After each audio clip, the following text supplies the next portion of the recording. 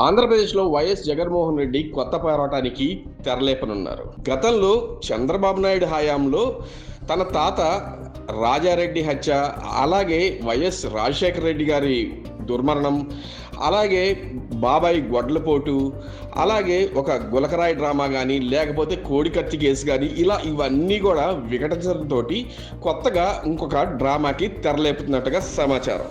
అయితే జంజీ పోరాటాలతో ప్రధాన్ రాజీనామా చేయడంతో అదే వ్యూహాన్ని ఆంధ్రప్రదేశ్లో పునరావృతం చేసేందుకు వైసీపీ ప్రయత్నాలు ప్రారంభించింది. ఆంధ్రప్రదేశ్ మెగా డిఎస్సి నిర్వహణపై గతంలో చేసిన అక్రమాల ఆరోపణలు మళ్లీ తెరపైకి తెస్తూ విద్యాశాఖ మంత్రి నారా లోకేష్ రాజీనామా చేయాలనే డిమాండ్ను బలంగా వినిపిస్తున్నారు.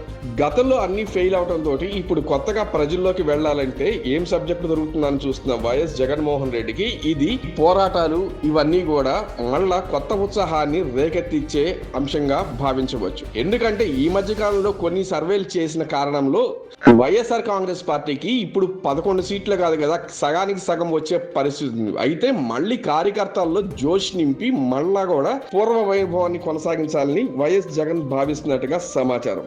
ఈ నేపథ్యంలో మంత్రి నారా లోకేష్ చేత రాజీనామా చేయిస్తే దీన్ని గనక యాగిటేషన్ గనక పరిపూర్ణంగా గనక చేయగలిగితే మళ్లీ కార్యకర్తల్లో జోష్ వచ్చే అవకాశం ఉందని జగన్ భావిస్తున్నట్టుగా సమాచారం. పూర్తి పరీక్ష ప్రక్రియ ఆన్లైన్ విధానంలో పారదర్శకంగా జరిగిందని ప్రభుత్వం స్పష్టం చేస్తున్నప్పటికీ పేపర్ లీకేజీలు జరిగాయంటూ వైసీపీ నాయకులు విస్తృతంగా ప్రచారం చేస్తున్నారు. డిఎస్సి ప్రక్రియలో అక్రమాలు జరిగాయంటూ వేసిన పిటిషన్ లో న్యాయస్థానానికి కనీసం ఆధారాలు కూడా వీళ్లు సమర్పించలేక పిటిషనర్లు తమ దరఖాస్తులను ఉపసంహరించుకోవాల్సి వచ్చిన సంగతి తెలిసిందే.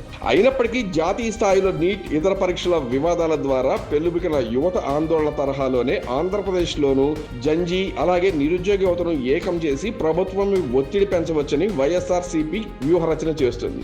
సోనం వాంగ్చుక్ చేపట్టిన తరహా దీక్ష చేస్తే చాలు కదలిక వస్తుందని నమ్ముతున్నారు. అయితే ఈ దీక్ష ఎవరు చేయాలి అనేది అంతర్వర్గాలుగా వాళ్ళు డిస్కస్ చేసుకుంటున్నారు. వైసీపీ అధినేత వైఎస్ జగన్మోహన్ రెడ్డి రంగంలోకి దిగి ఆభరణ దీక్ష కూర్చోవాలంటూ ఆ పార్టీ అంతర్గత వర్గాలు సలహాలు ఇస్తున్నట్టుగా సమాచారం. డిఎస్సిలో ఉద్యోగాలు రాని లక్షలాది మంది దరఖాస్తుదారులు అలాగే వారి కుటుంబాలు ఈ దీక్ష గనక మద్దతు కలిగిస్తే అది రాష్ట్ర వ్యాప్త ఉద్యమంగా మారుతుందని పార్టీ అంచనా వేస్తుంది. కేడర్లో కొత్త ఉత్సాహం నింపడానికి ప్రతిపక్షంగా నిలబడటానికి ఇలాంటి ప్రత్యక్ష పోరాటమే ఏకైక మార్గమని భావిస్తున్నారు. గతంలో తాము కాక్రోచులమని వైఎస్ జగన్మోహన్ రెడ్డి ప్రకటించుకున్న సంగతి తెలిసింది. కానీ కాక్రోచులకు మద్దతు ప్రకటించలేదు. కనీసం వారి తరహాలో దీక్ష అయినా చేయాలని పార్టీ నేతలు కోరుకుంటున్నారట. ఆన్లైన్ పరీక్షల పారదర్శకత్వంపై న్యాయపరంగా సాంకేతిక పరంగా బలమైన ఆధారం లేకపోయినా నిరుద్యోగ సమస్యను రాజకీయ అస్త్రంగా మలుచుకోవాలని వైఎస్ఆర్ కాంగ్రెస్ పార్టీ ఆకాంక్ష స్పష్టంగా కనిపిస్తుంది. మరి పార్టీ నేతల సలహా మేరకు జగన్ ఆమరణ దీక్ష అనే రిస్క్ తో కూడిన నిర్ణయాన్ని తీసుకొని ధైర్యం చూపుతారా, లేక యథావిధిగా ప్రెస్ మీట్లు పెట్టి మీడియా ప్రకటన చేసి మళ్ళా మీడియాకు ట్రోల్ అవుతారా అనేది వేచి చూడాలి. ఏదేమైనా కానీ ఇప్పుడు వైఎస్ జగన్మోహన్ రెడ్డిని ఇలాంటి చిల్లర రాజకీయాలు కాకుండా కొంచెం అవినీతి మీద అలాగే లేకపోతే ఇలాంటి డిఎస్సి వాటి మీద బలమైన ఆరోపణలు చేస్తూ వాటికి సరైనటువంటి డాక్యుమెంటేషన్ కానీ ఇవన్నీ కనుక సంపాదించగలిగి ప్రజల్లోకి వెళితే ఏమైనా ప్రజలు నమ్ముతారు.